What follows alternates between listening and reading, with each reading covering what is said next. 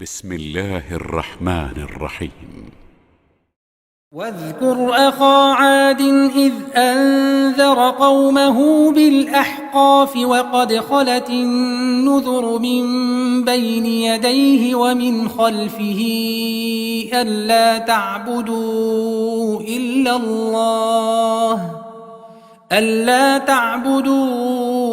إلا الله إني أخاف عليكم عذاب يوم عظيم.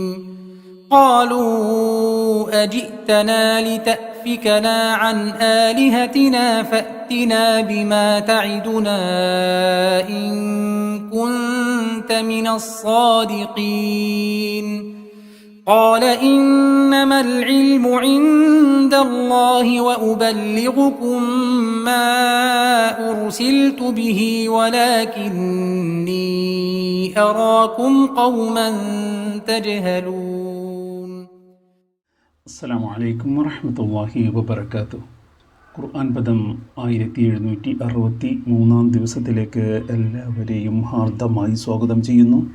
വിശുദ്ധ ഖുർആനിലെ 46-ാമത്തെ അധ്യായമായ സൂറത്തുൽ അഹ്കാഫിലെ 21 മുതൽ 23 വരെയുള്ള ആയത്തുകളാണ് ഇന്ന് പഠനവിധേയമാക്കുന്നത്.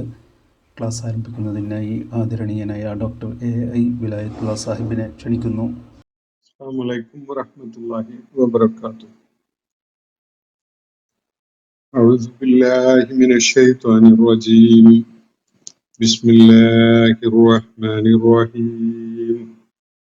വദ്കുർ അഖാ ആദിൻ ഇദ് അൻദറ ഖൗമഹു ബിൽഅഹ്ഖാഫ് വഖദ് ഖലത്തിൻ നുദുറു മിൻ ബൈനി യദൈഹി വമിൻ ഖൽഫിഹി അല്ലാ തഅബുദു ഇല്ലല്ലാഹ ഇന്നി അഖാഫു അലൈക്കും അദാബ യൗമിൻ അളീം. ഖാലൂ അജിഅ്തനാ ലിതഅഫികനാ അൻ ആലിഹതിനാ ഫഅ്തിനാ ബിമാ തഅദുനാ ഇൻ കുൻത മിനസ് സാദിഖീൻ.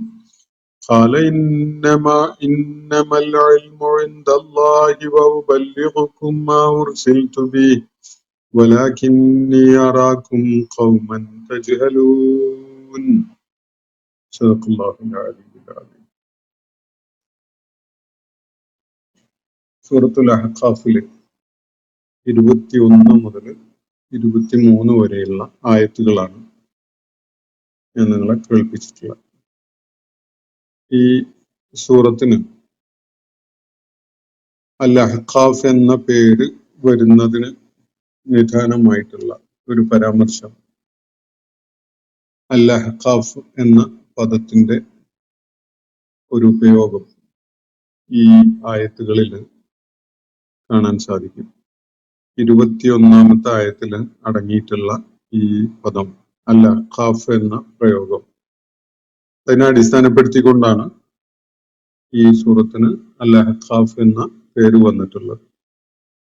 സൂറത്തിന്റെ തുടക്കം മുതൽ 20-ാമത്തെ ആയത്ത് വരെയുള്ള ഭാഗത്ത് നമ്മൾ മക്കയിലെ സാഹചര്യത്തെ മുൻനിർത്തിക്കൊണ്ടുള്ള വളരെ ശ്രദ്ധേയമായ ഒരു പ്രതിപാദ്യമാണ്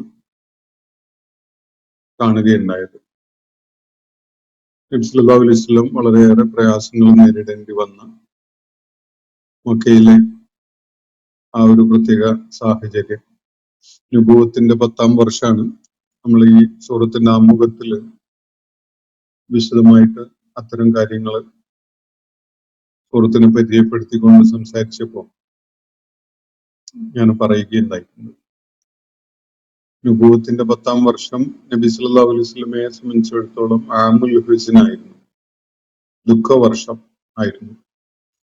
ഖദീജ റളിയല്ലാഹു അൻഹയുടെ വേർപാട്, അതുപോലെ അബൂ ത്വാലിബിന്റെ വേർപാട്, അതിനൊക്കെ തുടർന്നുള്ള ആ സാഹചര്യം വളരെയേറെ പ്രതിസന്ധികൾ നിറഞ്ഞ ഒരു സാഹചര്യമായിരുന്നു. നമ്മളത് അതിന്റെ പല വിശദാംശങ്ങളും കാണുകയുണ്ടായി. അതിനെ തുടർന്നാണ് നബി സല്ലല്ലാഹു അലൈഹി വസല്ലം മക്കയില്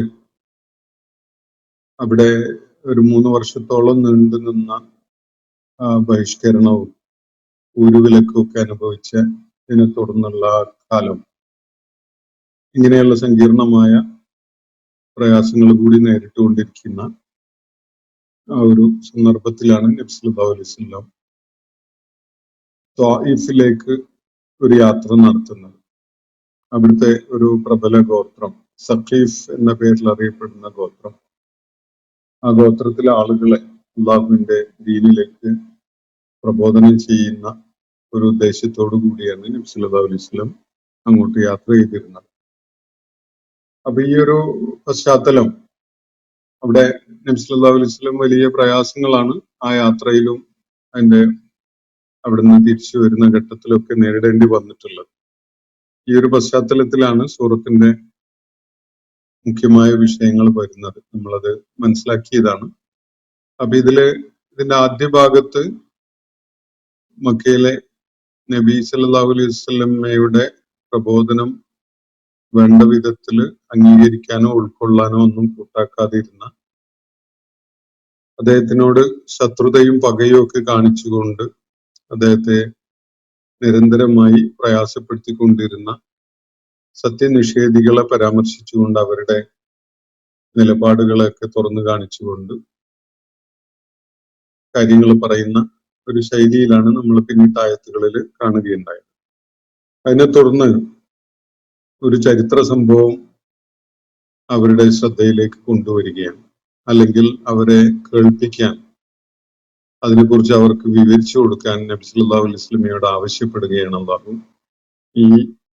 ഇന്ന് നമ്മൾ പഠന വിധേയമാക്കുന്ന ആയത്തുകൾ മുതൽ. അത് അഹ്ഖാഫുകാരുമായി ബന്ധപ്പെട്ടുകൊണ്ടുള്ള ഒരു ചരിത്ര പരാമർശവും ചരിത്ര വിവരണവും ഒക്കെയാണ്.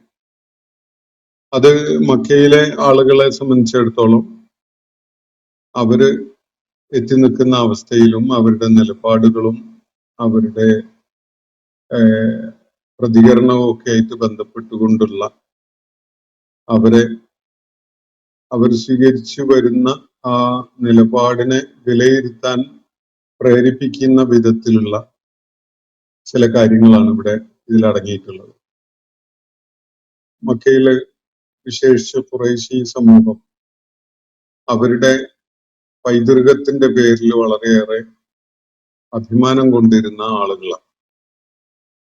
അവരുടെ കുലം, വംശം, അവരുടെ സമൂഹത്തിലുള്ള സ്വീകാര്യത, അങ്ങനെ തുടങ്ങി പല കാര്യങ്ങളിലും അവർ വലിയ ഔന്നത്യമുള്ളവരായിട്ട്, യഥാർത്ഥത്തിൽ അള്ളാഹു അവർക്ക് അങ്ങനെയുള്ള സ്വീകാര്യതയും ഔന്നത്യവും ഒക്കെ നൽകിയിട്ടുണ്ടായിരുന്നു. പക്ഷെ അതിന്റെ പേരിൽ ഒരു ദുരഭിമാനം കാണിക്കുന്ന, കൊണ്ട് നടക്കുന്ന ഒരവസ്ഥയിലാണ് ആ ചരിത്രഘട്ടത്തിൽ അവരുണ്ടായിരുന്നത്.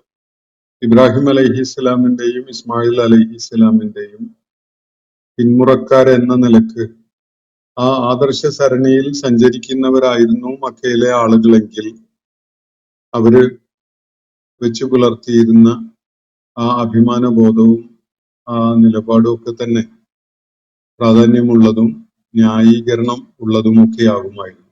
പക്ഷെ ഇബ്രാഹിമിയ ആദർശത്തെ, ഇസ്മായിൽ അലൈഹിസ്ലാമിന്റെ ത്യാഗമനസ്കതയൊക്കെ കാറ്റിൽ പറത്തിക്കൊണ്ടുള്ള തീർത്തും വിഭിന്നമായ ഒരു ജീവിത സരണിയിൽ ആയിരുന്നു മക്കയിലെ ആളുകൾ ആ ഘട്ടത്തിൽ ഉണ്ടായിരുന്നത്. അങ്ങനെ ഒരു ദിശയിൽ സഞ്ചരിച്ചു കൊണ്ടിരിക്കുമ്പോൾ അവരുടെ ഔന്നത്യവും അതുപോലെ കുടുംബപരമായും വംശപരമായും ഒക്കെ അവർക്ക് ഉള്ള മേധാവിത്വവും ഒക്കെ അതിനെ മുൻനിർത്തിക്കൊണ്ട് അവർ നിലപാടുകൾ സ്വീകരിക്കുന്നത് എന്തുകൊണ്ടും അടിസ്ഥാനരഹിതമായതും ഫലശൂന്യമായതും വ്യർത്ഥമായതുമാണ് എന്നതാണ് വസ്തുത.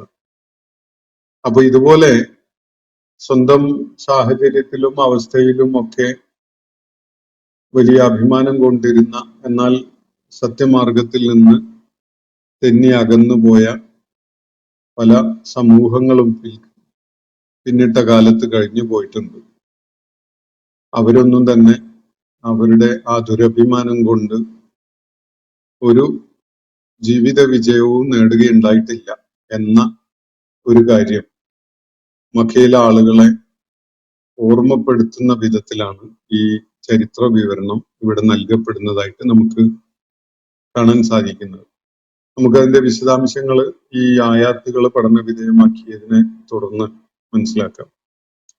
വദ്കുർ അഖ ആദിൻ ഇത് അൻദറ ഖൗമഹു ബിൽ അഹ്ഖാഫ് എന്ന് പറഞ്ഞുകൊണ്ടാണ് ഈ ഭാഗം തുടങ്ങുന്നത്. നബി സല്ലല്ലാഹു അലൈഹി വസല്ലമക്കുള്ള ഒരു നിർദ്ദേശമാണിത്. വദ്കുർ എന്ന് പറഞ്ഞാൽ സ്മരിക്കുക എന്നാണ്, ഓർക്കുക, അല്ലെങ്കിൽ ഇവിടെ ഈ ആളുകളെ പറഞ്ഞു കേൾപ്പിക്കുക എന്ന് മനസ്സിലാക്കാം. ഉദ്കുർ എന്ന് പറഞ്ഞാൽ ഓർക്കുക, സ്മരിക്കുക എന്നൊക്കെയാണ്. ഇത് ഒരു കൽപ്പന രൂപത്തിലാണ്. നബി സല്ലല്ലാഹു അലൈഹി വസല്ലമയോട് ഒരു കൂട്ടരെ ഓർക്കാൻ വേണ്ടി പറയുന്നത് ഇവിടെ അല്പം ഉച്ചത്തിൽ ഓർക്കാനാണ്. എന്ന് പറഞ്ഞാൽ ചുറ്റുപാടുമുള്ള ആളുകളെ ഓർമ്മിപ്പിക്കുന്ന വിധത്തില്, അവരുടെ ശ്രദ്ധയിലേക്ക് കൊണ്ടുവരുന്ന വിധത്തില് അവർക്ക് ആ കഥകൾ പറഞ്ഞു കൊടുക്കുക. എന്താണ്? അഹ ആദിൻ, ആദ് സമൂഹത്തിന്റെ സഹോദരന്റെ കഥ. ആദ് സമൂഹം എന്നത് അറേബ്യയിലെ വളരെ പൗരാണികമായ ഒരു സമൂഹമാണ്. ഹൂദ് അലൈഹിസലാം ദൈവിക പ്രവാചകനായി നിയോഗിക്കപ്പെട്ട ഒരു സമൂഹം. അറേബ്യയിലെ ഏറ്റവും പഴക്കമുള്ള, ഏറ്റവും പൗരാണികമായ ഒരു സമൂഹമായിട്ടാണ് ആദ് സമൂഹത്തെ മനസ്സിലാക്കപ്പെടുന്നത്. ഇന്ന് റുബുൽ ഖാലി എന്ന പേരിൽ അറിയപ്പെടുന്ന വളരെ ഭീതിജനകമായ അവസ്ഥകളുള്ള ഒരു മരുഭൂമിയാണ് ആ പ്രദേശം. റുബുൽ ഖാലി എന്നാണ് ആ വിശാലമായ ആ ഭൂപ്രദേശത്തെ. അത് യമന്റെയും ഒമാന്റെയും സൗദിയുടെയും ഒക്കെ ബോർഡറിലായിട്ടുള്ള സൗദി അറേബ്യയുടെ ഭാഗമായി സ്ഥിതി ചെയ്യുന്ന ഒരു ഭൂപ്രദേശം. അത് വലിയ ഭീകരമായ അവസ്ഥകൾ നേരിടേണ്ടി വരുന്ന വിധത്തിലുള്ള ഒരു മരുഭൂമിയാണ്. ഒട്ടും സുരക്ഷിതമല്ലാത്ത, യാത്രികർക്കോ അതിലെ കടന്നു പോകുന്ന ആളുകൾക്കോ ഒന്നും തന്നെ ഒട്ടും സുരക്ഷിതമായിട്ട് അനുഭവപ്പെടാത്ത, എല്ലാവരും ഭയപ്പെട്ടുകൊണ്ടല്ലാതെ അതുവഴി കടന്നു പോകാറില്ല. പല കാരണങ്ങളുണ്ട്. മരുഭൂമി എന്ന നിലക്ക് തന്നെ അത് വലിയ പ്രയാസം ഉണ്ടാക്കുന്ന ഒരു സാഹചര്യമാണത്. അതിൽ ചില പ്രദേശങ്ങള് ചതുപ്പാണ്. അത് നേരത്തെ മനസ്സിലാക്കാൻ, ദൂരെ നിന്ന് അതിന് ആ സ്ഥലങ്ങൾ സ്പോട്ട് ചെയ്യാനൊന്നും കഴിയില്ല. അതുകൊണ്ട് ആ മരുഭൂമി മുറിച്ചു കടക്കുന്ന വിധത്തില് ഒട്ടകപ്പുറത്തോ ഒക്കെ ആയിട്ട് സഞ്ചരിക്കുകയാണെങ്കിൽ ചിലപ്പോൾ അറിയാതെ അത്തരം ചതുപ്പ് ഇടങ്ങളിലേക്ക് എത്തിപ്പെട്ടു പോയാൽ ഭൂമിക്കടിയിലേക്ക് അങ്ങ് ആണ്ടുപോകും. അതുപോലെ ദിശ നഷ്ടപ്പെട്ട വിധത്തില് ആ മരുഭൂമിയിൽ ഒരാള് എത്തിപ്പെടുകയാണെങ്കിൽ, സാധാരണഗതിയിൽ ഇന്നത്തെ GPS ഒന്നും നിലവിൽ വരുന്നതിൻ്റെ ഒക്കെ മുന്നേ ഉള്ള അവസ്ഥയാണ്. ഇന്ന് കുറെയൊക്കെ അതിനെ കൈകാര്യം ചെയ്യാനുള്ള രീതികൾ രൂപപ്പെട്ടു വന്നിട്ടുണ്ടാവും. പക്ഷെ പഴയകാലത്ത് ദിശ നഷ്ടപ്പെട്ടു കഴിഞ്ഞാൽ അയാൾ ദിവസങ്ങളോളം മരുഭൂമിയിൽ അലഞ്ഞ് കയ്യിലുള്ള വെള്ളമൊക്കെ നഷ്ടപ്പെട്ട് തീർന്ന് മരുഭൂമിയിൽ മരിച്ചു വീഴുന്ന ഒരവസ്ഥയാണ് പലപ്പോഴും ഉണ്ടാവാറുള്ളത്. അങ്ങനെ പല കാരണങ്ങളാലും വളരെ ഭീതിജനകമായ ഒരു പശ്ചാത്തലമാണ് ഇന്നത്തെ ഈ റുബുൽ ഖാലി പ്രദേശത്തിനുള്ളത്. ഈ റുബുൽ ഖാലി ഭൂപ്രദേശത്തിന്റെ ആ മരുഭൂമിയുടെ ഒരു ഭാഗമാണ് അഹ്ഖാഫ് എന്ന പേരിൽ അറിയപ്പെടുന്നത്. ഈ സൂറത്ത് പരിചയപ്പെടുത്തിക്കൊണ്ട് സംസാരിച്ചപ്പോൾ ഞാൻ അതിന്റെ വിശദാംശങ്ങൾ തന്നിരുന്നു. ഹിഖഫ് എന്ന അറബി വാക്കെന്നാണ്. അതിന്റെ ബഹുവചനമാണ് അഹ്ഖാഫ്.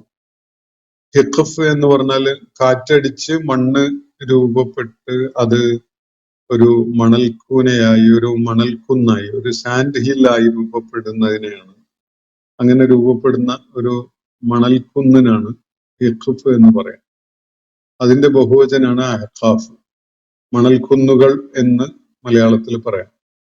അപ്പൊ അത് ആ മരുഭൂമിയുടെ ഒരു ഭീകരത കൂടി വെളിപ്പെടുത്തുന്ന ഒരു പേരാണത്.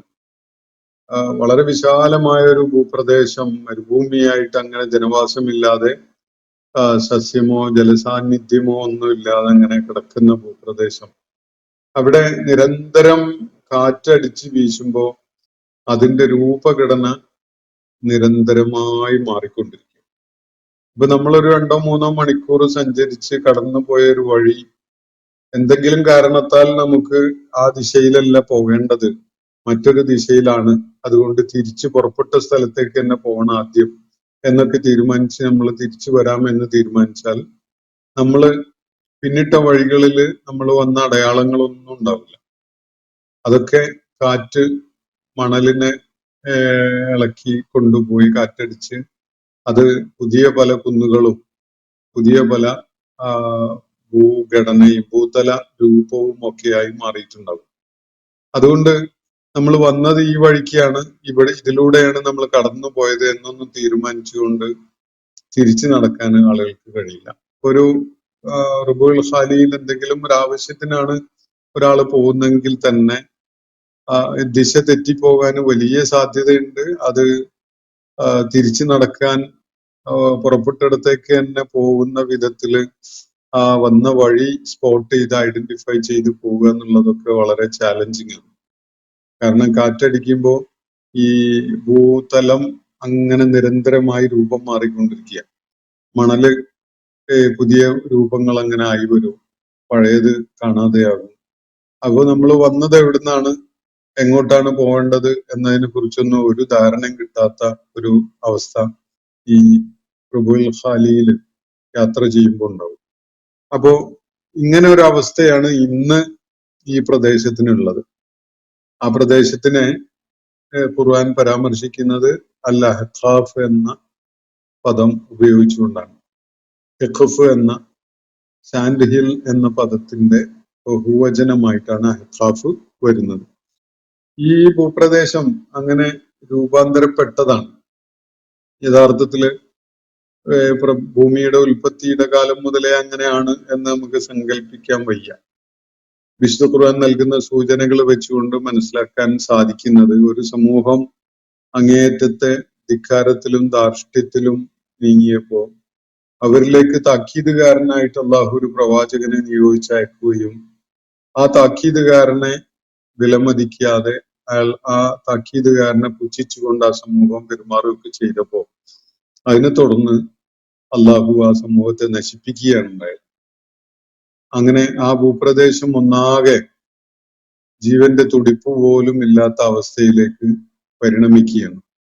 വൃക്ഷങ്ങളും ചെടികളും മരങ്ങളും ഒക്കെ നശിച്ചു പോവുകയും ജീവജാലങ്ങളൊക്കെയും ചത്തൊടുങ്ങുകയും അവിടെ ഉണ്ടായിരുന്ന മനുഷ്യരൊക്കെയും തന്നെ മരിച്ചു വീഴുകയൊക്കെ ചെയ്യുന്ന ഒരു അവസ്ഥയാണ്.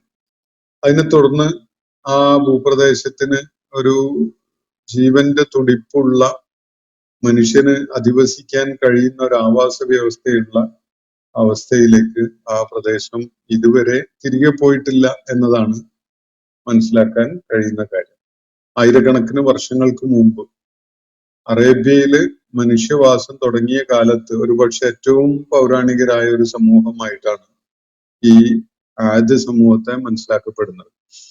ഈ അറബി ഭാഷയിൽ ആദിയാത്ത് എന്നൊരു പ്രയോഗം തന്നെ ഈ പുരാവസ്തുക്കളുമായി ഏറ്റവും പൗരാണികമായ സംസ്കൃതികളുമായി ബന്ധപ്പെട്ടുകൊണ്ടുള്ള അവശിഷ്ടങ്ങളും അവയെ പരാമർശിക്കുന്ന അറിവുകളും ഒക്കെ ബന്ധപ്പെട്ടുകൊണ്ടാണ് ഈ ആദിയാത്ത് എന്നുള്ള പ്രയോഗം തന്നെ നിലവിൽ വന്നിട്ടുള്ളത്. അത് ആദ് എന്ന സമൂഹത്തിന്റെ അവര് വിളിക്കപ്പെട്ടിരുന്ന പേരിൽ നിന്നാണ് ആദിയാത്ത് എന്ന അറബി പദം രൂപപ്പെട്ടു വരുന്നത്.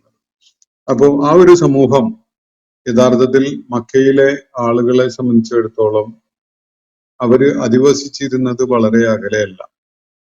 മക്കയിലെ ആളുകൾ ഖുറൈശികൾ വിശേഷിച്ച് അവരുടെ ഉഷ്ണകാലത്തും ശൈത്യകാലത്തും ഒക്കെ നടത്തിയിരുന്ന യാത്രകള് ഇത്തരം പ്രദേശങ്ങളിലൂടെ ഇത്തരം പ്രദേശങ്ങൾ അവരുടെ ശ്രദ്ധയിൽ പതിയുന്ന വിധത്തിലൊക്കെയാണ്. അപ്പോ അതുകൊണ്ട് അവരെ സംബന്ധിച്ചിടത്തോളം അപരിചിതമായ ഒരു ഭൂപ്രദേശമോ അല്ലെങ്കിൽ ഒട്ടും അവർക്ക് പരിചയമില്ലാത്ത വിധത്തിലുള്ള ഒരു സമൂഹമോ ആയിരുന്നില്ല ഈ പ്രദേശത്ത് അധിവസിച്ചിരുന്നത് വളരെ പൗരാണികമായ കാലത്ത്. എന്താണ് ഇന്ന് നാം കാണുന്ന വിധത്തിലുള്ള ഒരു അവസ്ഥയിലേക്ക് ആ ഭൂപ്രദേശം പരിണമിക്കാനുണ്ടായ കാരണം?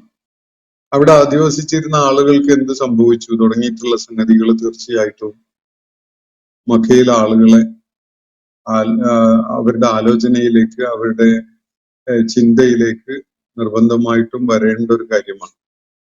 മക്കയിലെ ആളുകൾക്ക് അതിൽ നിന്ന് ചില ഗുണപാഠങ്ങൾ നേടാനുണ്ട് എന്നതാണ് ഇവിടെ നൽകപ്പെടുന്ന സൂചനയിൽ നിന്ന് നമുക്ക് മനസ്സിലാക്കാൻ സാധിക്കുക. അപ്പൊ ഇവിടെ നബി സല്ലല്ലാഹു അലൈഹി വസല്ലമയോട് ഈ മക്കയിലെ ആളുകൾക്ക് ഈ ആദ് സമൂഹത്തിന്റെ കഥ ഒന്ന് പറഞ്ഞു കൊടുക്കാനാണ്, അവരെ ഒന്ന് ഓർമ്മപ്പെടുത്താനാണ് അള്ളാഹുവോട് ആവശ്യപ്പെടുന്നത്. അത് ഓർമ്മപ്പെടുത്തുക എന്ന് പറയുമ്പോൾ തന്നെ അത് അള്ളാഹു തന്നെ നബി മുഖേന അവരെ കേൾപ്പിക്കുകയാണ്. ഈ ആയാത്തുകളിലൂടെ ആദ് സമൂഹത്തിന്റെ ആ അനുഭവം എന്തായിരുന്നു എന്നത് സംക്ഷിപ്തമായിട്ട് ഒരു വിവരണം നടത്തിയിട്ട് അവരെ കേൾപ്പിക്കുകയാണ്. അത് മതി. ബാക്കി അവരുടെ ഫോക്ലോറില്, അവരുടെ നാട്ടറിവിന്റെ ഭാഗമായിട്ട് അവരുടെ സ്മൃതി പഥങ്ങളിലൊക്കെ അവശേഷിക്കുന്ന കുറെ കാര്യങ്ങളാണ്. അത് ചേർത്ത് വെക്കുമ്പോൾ അവർക്ക് അതില് അടങ്ങിയിട്ടുള്ള ഗുണപാഠം ഒന്ന് ഓർമ്മപ്പെടുത്തുന്ന വിധത്തില് ഒരു പരാമർശമോ ഒരു വിവരണമോ ഒക്കെ മാത്രമേ മക്കയിലെ ആളുകളെ സംബന്ധിച്ചിടത്തോളം അതിനെക്കുറിച്ച് വേണ്ടതുള്ളൂ. കാരണം മക്കയിലും പരിസരത്തൊക്കെ ഉണ്ടായിരുന്ന ആളുകളുടെ കാര്യത്തില് ഈ റുബുൽ ഖാലി പ്രദേശം, ഈ അഹ്ഖാഫ് പ്രദേശം, അവിടെ അധിവസിച്ചിരുന്ന ആദ് സമൂഹം, അവരിലേക്ക് താക്കീതുകാരനായി വന്നിരുന്ന ഹൂദ് അലൈഹിസ്സലാം, അദ്ദേഹത്തോട് അവര് സ്വീകരിച്ച നിലപാട് തുടങ്ങിയ കാര്യങ്ങളൊക്കെ പരിചിതമാണ്. അവരുടെ പൈതൃകമായി അവരുടെ കൈകളിലേക്ക് എത്തിയിട്ടുണ്ടായിരുന്ന പല ചരിത്രജ്ഞാനത്തിന്റെയും ഭാഗമായിട്ട് അതൊക്കെ അവരുടെ അടുക്കലുണ്ട്. അതൊന്ന് അതിന്റെ ശരിയായ ഒരു വീക്ഷണകോണിലൂടെ അവരെ ഒന്ന് കേൾപ്പിക്കുക മാത്രമേ വേണ്ടതുണ്ടായിരുന്നുള്ളൂ എന്നതാണ് വസ്തുത.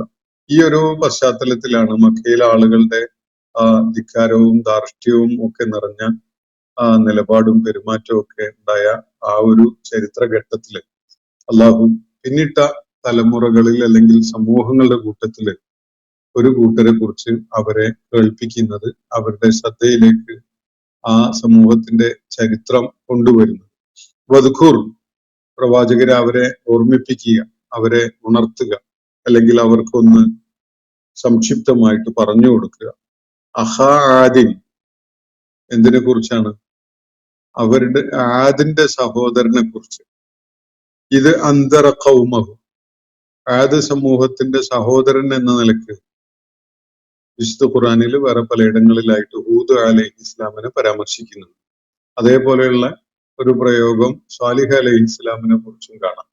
അത് സമൂദിനെ പരാമർശിച്ചുകൊണ്ട് അവരുടെ സഹോദരൻ എന്ന നിലക്ക്. അപ്പൊ ഇവിടെ വദ്കുർ അഖാ ആദിൻ, ആദിന്റെ സഹോദരനെ അവർക്ക് ഒന്ന് ഓർമ്മിപ്പിക്കുക. ഇത് അന്തറ ഖൗമഹു ബിൽ അഹ്ഖാഫ്, അദ്ദേഹം തന്റെ ജനത, അഹ്ഖാഫിലുള്ള തന്റെ ജനതയെ താക്കീത് ചെയ്ത ആ ചരിത്രഘട്ടം, ആ ഒരു സന്ദർഭം മുൻനിർത്തിക്കൊണ്ട് അവർക്ക് ആദിന്റെ സഹോദരൻ ഹൂദിനെ കുറിച്ചൊന്ന് പറഞ്ഞു കൊടുക്കുക എന്നാണ് ഇവിടെ അള്ളാഹു നബി സല്ലല്ലാഹു അലൈഹി വസല്ലമയോട് നിർദ്ദേശിക്കുന്നത്. ഹൂദ് അലൈഹി ഇസ്ലാമിന്റെ പേര് ഇവിടെ പരാമർശിക്കുന്നില്ല. ഇവിടെ അഹാ ആദ് എന്നേ പറയുന്നുള്ളൂ. ആദ് സമൂഹത്തിന്റെ സഹോദരൻ എന്ന പേര് വേറെ പലയിടങ്ങളിലും പരാമർശിക്കുന്നുണ്ട്. അപ്പൊ അത് ചേർത്ത് വെക്കുമ്പോൾ നമുക്ക് കാര്യം വ്യക്തമാവും. വദ്കുർ അഹാ ആദിൻ ഇത് അന്തറ ഖൗമഹു ബിൽ അഹ്ഖാഫ്, ആദിന്റെ സഹോദരൻ തന്റെ ജനതയെ, അഹ്ഖാഫിലുള്ള തന്റെ ജനതയെ താക്കീത് ചെയ്ത ആ സന്ദർഭം, അവരുടെ കാര്യത്തില് അതിനെക്കുറിച്ചൊന്ന് അവർക്ക് പറഞ്ഞു കൊടുക്കുക. മക്കയിലെ ആളുകൾക്ക് പറഞ്ഞു കൊടുക്കാനാണ് പറയുന്നത്. അപ്പോ വഖദ് ഖലത്തിൻ നുദുറു മിൻ ബൈനി യദൈഹി വമിൻ ഖൽഫി, എന്നിട്ട് ഒരു കാര്യം കൂടി അള്ളാഹു പറഞ്ഞു വെക്കുകയാണ്. അവർക്ക് മുമ്പും അവർക്ക് ശേഷവും ധാരാളം താക്കീതുകാര് അല്ലെങ്കിൽ താക്കീത് നൽകുക എന്ന നടപടി പലതവണ ഉണ്ടായിട്ടുണ്ട്. ആദ് സമൂഹം എന്നത് താക്കീത് നൽകപ്പെട്ട ആദ്യത്തെ സമൂഹമല്ല. ആദ് സമൂഹത്തിന് നൽകപ്പെട്ട താക്കീതിന് ശേഷം പിന്നെ ലോകത്ത് ആർക്കും താക്കീത് നൽകപ്പെടാതെ ഇരുന്നിട്ടും ഇല്ല. അപ്പൊ ഇവർക്ക് മുമ്പും പലരെയും ദൈവികമായി താക്കീത് നൽകപ്പെട്ടിട്ടുണ്ട് പലർക്കും. ഇവർക്ക് ശേഷവും താക്കീതുകാര് പലരുടെ അടുക്കലേക്കും വന്നിട്ടുമുണ്ട്. അതാണ് ഇവിടെ സൂചിപ്പിക്കപ്പെടുന്നത്. അപ്പോ താക്കീത് നൽകപ്പെട്ട ആദ്യത്തെ സമൂഹമല്ല ആദ്. ആദിനു മുമ്പ് പല സമൂഹങ്ങളും ഭൂമുഖത്ത് അധിവസിച്ചിട്ടുണ്ട്. നൂഹ് അലൈഹിസ്ലാമുമായി ബന്ധപ്പെട്ടുകൊണ്ടുള്ള പല വിവരണങ്ങളും വിശുദ്ധ ഖുർആനിൽ ആദിന്റെ മുമ്പ് ജീവിച്ച സമൂഹം എന്ന നിലക്ക് നമുക്ക് വിവരിക്കപ്പെട്ട് കാണാനും സാധിക്കും. അപ്പോ ആദ് തുടക്കമായിരുന്നില്ല, ചരിത്രത്തിന്റെ ഒടുക്കവും ആയിരുന്നില്ല. പക്ഷെ ദൈവിക പ്രവാചകന്മാർ മുഖേന താക്കീത് ചെയ്യപ്പെട്ട പല സമൂഹങ്ങളുടെ കൂട്ടത്തിൽ തീർച്ചയായിട്ടും മക്കയിലെ ആളുകളുടെ ശ്രദ്ധയിലേക്ക് വരേണ്ട ഒരു കൂട്ടരാണ് ആദ് സമൂഹം. അവർ അധിവസിച്ചിരുന്നത് അഹ്ഖാഫ് എന്ന പ്രദേശത്താണ്. അപ്പോ ആദിന്റെ സഹോദരൻ തന്റെ അഹ്ഖാഫില് അധിവസിച്ചിരുന്ന സമൂഹത്തോടായിട്ട് ഒരു താക്കീത് നൽകുന്നതിന് വേണ്ടി തുനിഞ്ഞ ആ ചരിത്ര സന്ദർഭം അവരെ ഒന്ന് ഓർമ്മിപ്പിക്കുക. എന്നിട്ട് അള്ളാഹു അതിനോട് ചേർത്ത് പറയുന്നത് വഖദ് ഖലത്തിൻ നുദുറു മിൻ ബൈനി യദൈഹി, ഇതിനു മുമ്പും താക്കീതുകാര് കടന്നുപോയിട്ടുണ്ട്, അല്ലെങ്കിൽ താക്കീത് നൽകുക എന്ന ഒരു ദൈവിക ദൗത്യം നിർവഹിക്കപ്പെട്ടിട്ടുണ്ട് ഇതിനു മുമ്പ്. വമിൻ ഖൽഫിഹി, അതിന് ശേഷവും അതുപോലെ ദൈവിക ദൗത്യം എന്ന നിലക്ക് താക്കീത് നൽകുക എന്ന കാര്യം പലരും പല സമൂഹങ്ങളുടെയും കാര്യത്തിൽ നിർവഹിച്ചിട്ടുണ്ട്. എന്താണ് ആ താക്കീതിന്റെ ഒക്കെ ഒരു ആകത്തുക? അല്ലാ തഅ്ബുദൂ ഇല്ലല്ലാഹ്, അല്ലാഹു അല്ലാത്ത മറ്റൊരാളെയും ഇബാദത്ത് ചെയ്യരുത് എന്നതാണ്. അള്ളാഹുവിന് മാത്രമേ വിധേയപ്പെട്ട് കീഴ്പ്പെട്ട് അള്ളാഹുവിന് മാത്രമേ നമ്മൾ സ്വയം അടിമപ്പെടാൻ പാടുള്ളൂ. അവന് മാത്രമേ ഇബാദത്ത് ചെയ്യാൻ പാടുള്ളൂ. അവന് മാത്രമേ എല്ലാ അർത്ഥത്തിലും വിധേയപ്പെടാൻ പാടുള്ളൂ. ഇതാണ് ആദ് സമൂഹത്തിന് നൽകപ്പെട്ടിരുന്ന താക്കീത്. ഇതേ താക്കീത് തന്നെയാണ് ആദിന്റെ മുമ്പ് പല സമൂഹങ്ങൾക്കും നൽകപ്പെട്ടിരുന്നത്. ആദിന് ശേഷം പല സമൂഹങ്ങൾക്കും നൽകിയുണ്ടായതും ഇതേ താക്കീത് തന്നെയാണ്. ആ താക്കീതുകളുടെ ഒക്കെ ആകത്തുക ഇതാണ്: അല്ലാ തഅ്ബുദൂ ഇല്ലല്ലാഹ്, അല്ലാഹു അല്ലാതെ മറ്റൊരാളെയും ഇബാദത്ത് ചെയ്യരുത് എന്നതാണ്. ഇന്നി അഖാഫു അലൈക്കും അദാബ യൗമിൻ അദീം. എന്നിട്ട് അതിനോട് ചേർത്ത് ആദ് സമൂഹത്തോടായിട്ട് ഹൂദ് അലൈഹിസ്സലാം പറയുകയുണ്ടായത് ഇതാണ്: ഇന്നി അഖാഫു അലൈക്കും, നിങ്ങളുടെ കാര്യത്തിൽ ഞാൻ ശരിക്കും ഭയത്തിലാണ്, എനിക്ക് നല്ല ഭയമുണ്ട്. അദാബ യൗമിൻ അദീം, അതിഭീകരമായ ഒരു നാളിന്റെ ശിക്ഷയുടെ കാര്യത്തിൽ, അത് നിങ്ങളെ പിടികൂടുമോ എന്ന ഭയം എനിക്ക് നന്നായി ഉണ്ട്. ഇതാണ് ആദ് സമൂഹത്തോടായിട്ട് ഹൂദ് അലൈഹിസ്സലാം പറഞ്ഞ കാര്യങ്ങളുടെ ഒരാകത്തുക. അല്ലാ തഅ്ബുദൂ ഇല്ലല്ലാഹ് ഇന്നി അഖാഫു അലൈക്കും അദാബ യൗമിൻ അദീം. അല്ലാഹു അല്ലാത്ത മറ്റാരെയും ആരാധിക്കരുത്, മറ്റാർക്കും വിധേയപ്പെടരുത്, അല്ലാഹു അല്ലാത്ത ഒരാളെയും ഇലാഹായിട്ട് അംഗീകരിക്കരുത് എന്നതാണ്.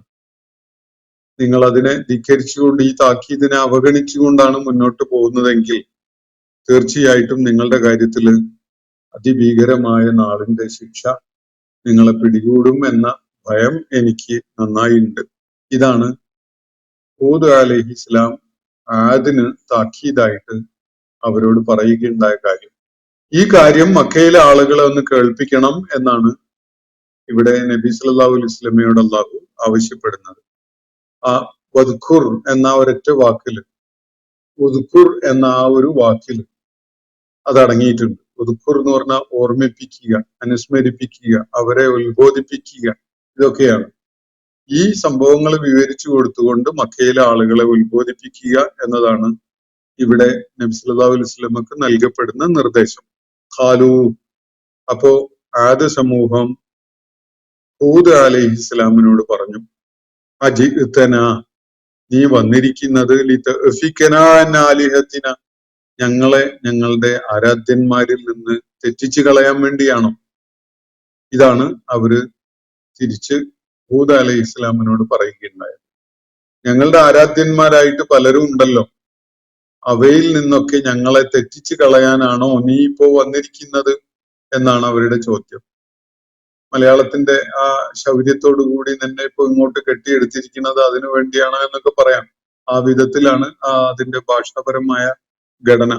അപ്പൊ ഖാലു അജിഅ്തനാ ലിതഅഫികന അൻ ആലിഹത്തിന, ഞങ്ങളുടെ ആലിഹത്തുകളിൽ നിന്ന് ഞങ്ങളെ അകറ്റുന്നതിന്, തെറ്റിക്കുന്നതിന്, അവയിൽ നിന്ന് ഞങ്ങളുടെ ശ്രദ്ധ തിരിക്കുന്നതിനാണോ നീ ഇപ്പോ വന്നിരിക്കുന്നത് എന്നാണ് ഹൂദ് അലൈഹി ഇസ്ലാമിനോട് ആദ് സമൂഹം ചോദിക്കുന്നത്.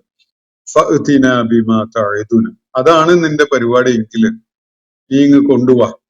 ബിമാ തഅദുന, എന്തൊരു കാര്യമാണോ നീ ഞങ്ങളോട് ഇപ്പൊ താക്കീത് ചെയ്യുന്നത് അത് അങ്ങ് സംഭവിപ്പിക്കുക, അതങ്ങ് കൊണ്ടുപോവാ.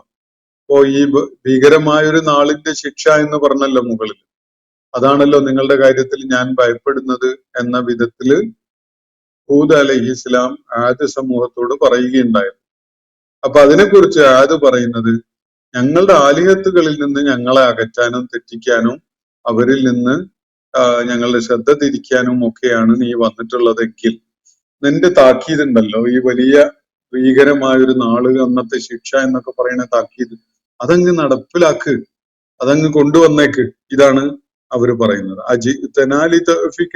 ആലിഹത്തിന, അങ്ങനെയാണെങ്കിൽ ഫഅ്തിന, നീ കൊണ്ടുവാ, ബിമാ തഅദുന, നീ ഞങ്ങൾക്ക് താക്കീതായിട്ട് നൽകുന്ന ഈ കാര്യം, അല്ലെങ്കിൽ ഞങ്ങളോട് താക്കീത് നൽകുന്ന ഈ വിഷയം ഉണ്ടല്ലോ, ഒരു ഭീകരമായ നാള്, അന്നത്തെ കഠിനമായ ശിക്ഷ, അതിങ്ങ് നടപ്പിലാക്കി കളയി. ഇതാണ് അവര് പറയുന്നത്.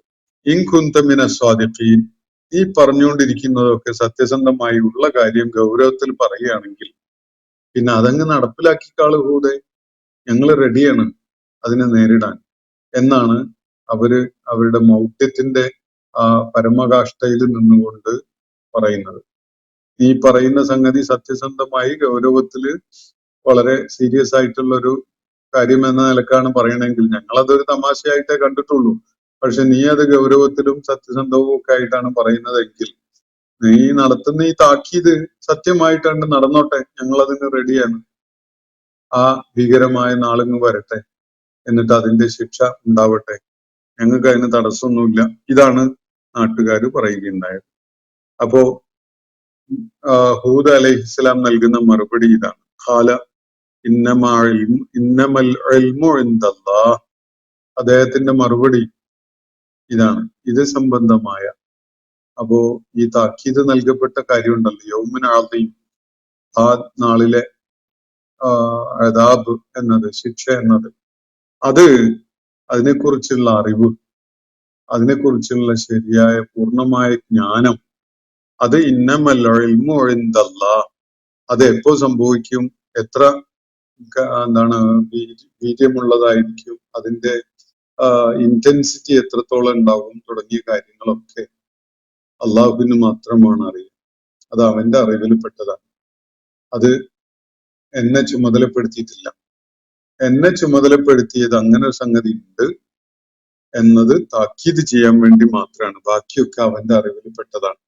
ഇന്നമൽ ഇൽമു ഇൻദല്ലാഹ്, നിശ്ചയമായിട്ടും ഇവിടെ താക്കീത് ചെയ്യപ്പെട്ട ആ കഠിനമായ ആ നാളിലെ ശിക്ഷ, അത് സംബന്ധമായ അറിവ് ഉള്ളത് അള്ളാഹുവിന്റെ അടുക്കൽ മാത്രമാണ്.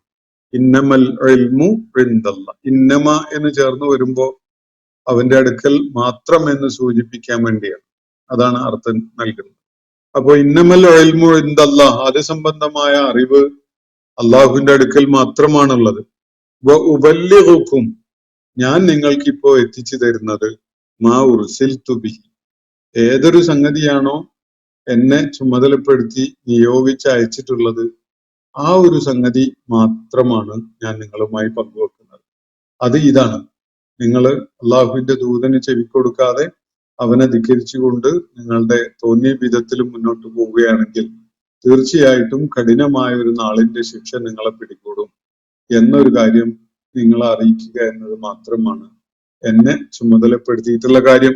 ഉബല്ലിഗുക്കും മാ ഉർസിൽതു ബിഹി, ഞാന് എന്നെ എന്തൊരു കാര്യം റിസാലത്ത് ആയിട്ട് പകർന്നു നൽകാനാണ് ചുമതലപ്പെടുത്തിയിട്ടുള്ളത്, അതാണ് ഇപ്പൊ ഞാൻ തബ്ലീഗ് ചെയ്തിരിക്കുന്നത്, അതാണ് ഞാൻ നിങ്ങൾക്ക് എത്തിച്ചു തന്നിട്ടുള്ളത്.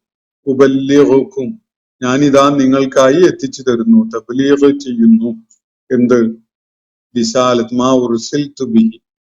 മാ ഉർസിൽതു ബിഹി എന്ന് പറഞ്ഞ റിസാലത്ത്, ഞാൻ ഏതൊന്നുമായിട്ടാണോ ദൂതനായിട്ട് നിയോഗിച്ച് അയക്കപ്പെട്ടിട്ടുള്ളത് ആ സന്ദേശം അത് നിങ്ങളിലേക്ക് എത്തിച്ചു തരിക എന്നത് മാത്രമാണ് എന്നെ ഏൽപ്പിച്ച പണി. വലാകിന്നി അറാക്കും ഖൗമൻ തജ്ഹലൂൻ. എന്നാൽ ഞാൻ നിങ്ങളെ കാണുന്നത് വല്ലാത്ത അബദ്ധങ്ങളുടെ പുറകെ പോകുന്ന ഒരു സമൂഹമായിട്ടാണ്. വലാകിന്നി അറാക്കും, നിശ്ചയമായിട്ടും ഈ താക്കീതൊന്നും ഫലം ചെയ്യാൻ പോകുന്നില്ല. കാരണം എന്താ? വലാകിന്നി അറാക്കും, എനിക്ക് നിങ്ങളെ കാണാൻ പറ്റുന്നത് ഏത് വിധത്തിലാണ്? ഖൗമൻ തജ്ഹലൂൻ, ജഹാലത്തിന്റെ പുറകെ പോകുന്ന ഒരു ഖൗമായിട്ട്, ഒരു ജനതയായിട്ടാണ്. നിങ്ങള് അഖലിന്റെ പുറകെയോ കാര്യങ്ങളെ യുക്തിയുക്തമായി മനസ്സിലാക്കുന്ന ഒരു പരിശ്രമം നടത്തുന്നവരായിട്ടൊന്നും അല്ല ഉള്ളത്. നിങ്ങളുള്ളത് ജഹാലത്തിന്റെ പുറകെ പോകുന്ന ആളുകളായിട്ടാണ്. ഖൗമൻ തജ്ഹലൂൻ, ജഹാലത്ത്, ജാഹിലുകളായിക്കൊണ്ട് നീങ്ങുന്ന ഒരു സമൂഹമായിട്ടാണ് നിങ്ങളെ എനിക്ക് കാണാൻ പറ്റുന്നത്. ജാഹിലുകൾക്ക് താക്കീതൊന്നും ഉപകരിക്കില്ല. ജഹാലത്തിന്റെ പുറകെ പോകുന്നവർക്ക് യുക്തിയും ബുദ്ധിയും അടിസ്ഥാനപ്പെടുത്തിക്കൊണ്ടുള്ള ഉപദേശങ്ങളോ ഓർമ്മപ്പെടുത്തലോ പ്രയോജനപ്പെടുകയില്ല. അങ്ങനെ ഒരു കൂട്ടരായിട്ടാണ് നിങ്ങളെ എനിക്കിപ്പോ കാണാൻ പറ്റുന്നത്. എന്നെ ഏൽപ്പിച്ച പണി എടുക്കുന്നു. ഞാൻ നിങ്ങളിലേക്ക് എത്തിച്ചു തരാൻ വേണ്ടി ചുമതലപ്പെടുത്തപ്പെട്ടിട്ടുള്ള ഒരു റിസാലത്തുണ്ട്. അത് ഞാനിപ്പോ നിങ്ങൾക്ക് തബ്ലീഗ് ചെയ്തുകൊണ്ടിരിക്കുകയാണ്. അല്ലാതെ ഈ ഭീതിജനകമായ ദിനം എന്ന് സംഭവിക്കും, അന്നത്തെ ശിക്ഷ ഏത് വിധത്തിലുള്ളതാവും, അത് ആരെയൊക്കെ ബാധിക്കും, അത് എത്രത്തോളം കടുപ്പമുള്ളതാകും, ഇതൊന്നും എനിക്കറിയില്ല. അതൊക്കെ റബ്ബിന് മാത്രമേ അറിയുള്ളൂ. ഈ കാര്യം നിങ്ങളെ അറിയിക്കുക എന്നതാണ് എന്നെ ചുമതലപ്പെടുത്തിയിട്ടുള്ള സംഗതി. അതാണ് ഞാനിപ്പോ നിർവഹിക്കുന്നത്. പക്ഷെ എനിക്ക് നിങ്ങളെ കാണാൻ പറ്റുന്നത് ആ താക്കീതും ഉപദേശവും ഒന്നും പ്രയോജനപ്പെടുത്താൻ കൂട്ടാക്കാത്ത ജഹാലത്തിന്, അബദ്ധങ്ങളെ, വിഡ്ഢിത്തത്തിനെ പിൻപറ്റി പോകുന്ന ആളുകളായിട്ട് മാത്രമാണ്. ഇതാണ് ഹൂദ് അലൈഹിസ്സലാം ആദ് സമൂഹത്തെ അവരുടെ ദിഷ്ണയെ തട്ടിയുണർത്തിക്കൊണ്ട് സംസാരിക്കുന്ന കാര്യം. ഈ വിഷയത്തിന്റെ അവതരണം ഇവിടെ അവസാനിക്കുന്നില്ല. കൂടുതൽ വിശദാംശങ്ങൾ തുടർന്നുള്ള ആയത്തുകളിലൂടെ നമുക്ക് മനസ്സിലാക്കാം. അള്ളാഹു നമ്മെ എല്ലാവരെയും അനുഗ്രഹിക്കുമാറാവട്ടെ. വാഖിറു ദഅ്വാന അനിൽ ഹംദുലില്ലാഹി റബ്ബിൽ ആലമീൻ. അസ്സലാമു അലൈക്കും വറഹ്മത്തുള്ളാഹി വബറകാതുഹു. ഇന്നത്തെ ഖുർആൻ പദം ഇവിടെ സമാപിക്കുന്നു. ഖുർആൻ പഠനത്തിൽ പങ്കെടുത്ത എല്ലാവർക്കും അല്ലാഹു അർഹമായ പ്രതിഫലം നൽകി അനുഗ്രഹിക്കട്ടെ. വആഖിറു ദഅ്വാന അനിൽ ഹംദുലില്ലാഹി റബ്ബിൽ ആലമീൻ. അസ്സലാമു അലൈക്കും വറഹ്മത്തുള്ളാഹി വബറകാതുഹു.